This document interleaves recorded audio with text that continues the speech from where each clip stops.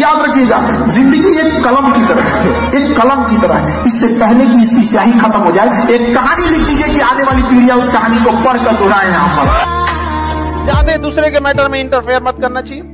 बड़े इंसान हमेशा चीजों को इग्नोर करके चलते हैं। लाइफ में सबको इंपॉर्टेंस दीजिएगा तो आपका कोई इंपॉर्टेंस नहीं रह जाएगा। समझा गया कि नहीं? लोगों को कभी इतना भी भाव मत दे दीजिएगा कि आपको रद्दी के भाव समझ जाए। जहां 2 कौड़ी के लोग अपनी बहसबाजी करते हैं, वहां समझदार इंसान चुप हो जाते हैं। समझा कि नहीं? तो कभी कभी समझदारी का भी परिचय दीजिए। 7 सेकंड तक किसी को मत देखिएगा। जब आपकी नौकरी हो जाएगी तो आप ध्यान दीजिएगा, सरकार आपको ये सब करने के लिए संविधान आपको समय देता है।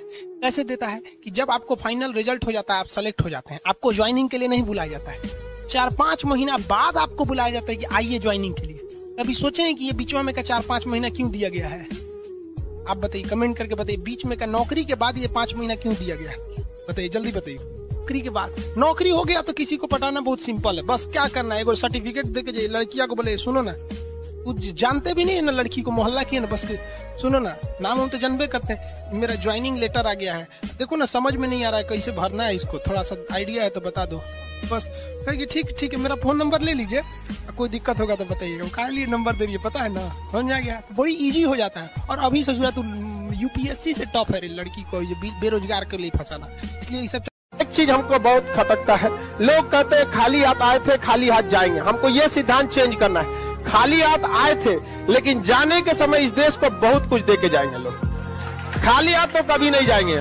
सोचा खाली हाथ जाएंगे, खाली हाथ जाना रहता तो अब ये मार लेंगे। तो सोचा कोने काम करें, खाली हाथ कभी नहीं जाएंगे। जाने के समय हर डिपार्टमेंट में एक शोक रहेगा। हर डिपार्टमेंट का कोई ना कोई कर्मचारी अधिकारी रहेगा जो कहेगा कि गुरुजी चल गए, लोग पढ़ाए थे हमको बहुत बढ़िया से। लड़की सबको देख के मुस्कुराती है, आप उसको अपना मत समझ लेंगे। तेरी फितरत थी सबसे दिल लगाना, हम खामखा खुद को खुशनसीब समझ बैठे।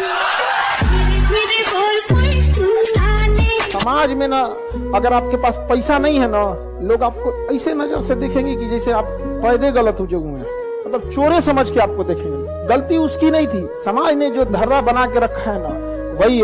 कल मेरे यहाँ राखी बांधने एक लड़की आई थी, स्टॉल बांधी हुई थी वहाँ पे। हम कह रहे बाबू आज तो मिठाई खिलाएंगे, आशीर्वाद देंगे, तो जब खोली ना तो उसका पूरा एसिड अटैक। एसिड नहीं था, मिट्टी तेल डाल के जलाया गया था उसे। हमको बड़ा अजीब लगा। हम कहें कि तुमको जो जलाया है ना बाबू, कुछ दिन हमको समय दे दो, तुमको अधिकारी बनाएंगे, कुछ भी हो जाए ना तोरा ट्रांसफर हम उसी एरिया में कराएंगे, चाहे जैसा हो जाए। यहाँ पे तुम ऐसा सजा देना ना, रूह। तलवारों के साए पर इतिहास हमारा बनता है, इस ओर जवानी चलती है उस ओर जमाना चलता है। जिंदगी में किसी के लिए कुछ भी कीजिए वो भूल जाएगा, उसका कोई एक बात न मान के देखिए वो याद रखेगा। ये हमेशा उसूल है, इसलिए इसको मान लीजिए कि दुनिया ऐसी ही है। कोई कितनों कहे कि दुनिया गोल है, दुनिया मतलबी है। देखिए एक चीज हमेशा याद रखिएगा, शादी ब्याह का मैटर, हस्बैंड वाइफ का मैटर जिस दिन कोर्ट में पहुंच गया उस दिन हस्बैंड हो या वाइफ हो उसका अधिकार मिल सकता है, इज्जत नहीं। इसलिए कोशिश करिएगा कि घर की मैटर। पटना में लड़का लड़की बहुत बदमाशी करता है। घर के लोग पूछेंगे कहाँ हो, तो दोस्त के बर्थडे में आए हैं। कहीं बर्थडे में नहीं गया रहता। ये फेवरेट बहाना है, गार्जियन लोगों को भी कहते हैं बर्थडे में जो जा रहा है ना ओकरा संभलिए, ना तो बर्थडे के बाद अगला स्टेशन मंगल ग्रह आएगा। कहा जाता है कि मेरे नसीब में एक भी गम न होता अगर मेरी तकदीर लिखने का हक मेरी माँ को मिला होता है। ये दुनिया बहुत खराब है, उसी के संघर्ष की अहमियत समझती है जो कामयाब हुआ है। लाख संघर्ष करिए, अगर कामयाब नहीं होंगे तो कोई वैल्यू नहीं देगी दुनिया, कोई वैल्यू नहीं देगी। आपके संघर्ष की कीमत तभी लोग जानेंगे जब आप सफल। और मिजाज में कुछ सख्ती भी जरूरी है, वरना लोग पी जाते अगर समंदर खारा ना होता। अपने आप को इतना भी सस्ता मत कीजिएगा कि 2 कौड़ी का इंसान खेल के चला जाए।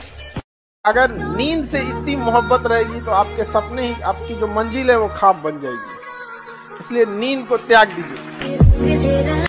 भले जेब खाली हो, जेब में गांधी हो या ना हो, दिल में एक आंधी होनी चाहिए। जो बोले हैं, जो ठाने हैं, वो आप जिसे सब कुछ खोकर पाने की तमन्ना रखते हैं, एक वक्त ऐसा आएगा कि जब वो मुफ्त में भी मिलेंगे तो आपको मंजूर ना होगा। डेमोक्रेसी तभी सक्सेस हो सकती है जब आपके बगल से आपके एरिया का सांसद और विधायक चला जाए और आपके कान पे जू न रह गया होगा। क्या मतलब है? This is democracy.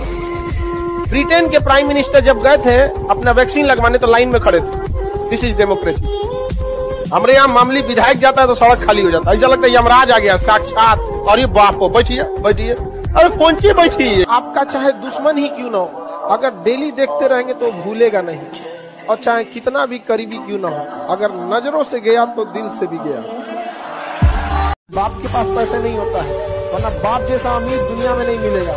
देखिए आपका बचपना भले गरीबी में बीते, लेकिन बाप का बुढ़ापा गरीबी में नहीं बीतना चाहिए। भले बाप आपको साइकिल न दिला पाए हो, लेकिन उनको सरकारी गाड़ी में घुमाइएगा।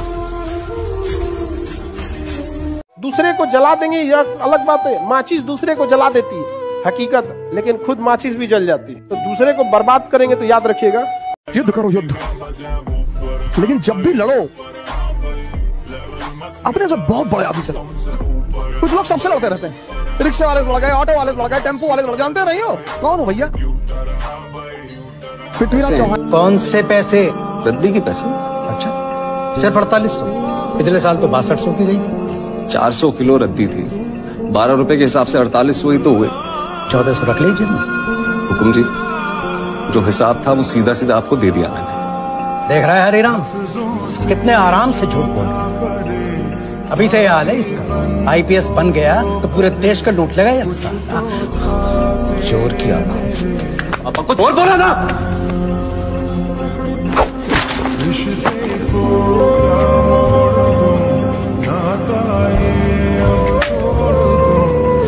चोर नहीं है।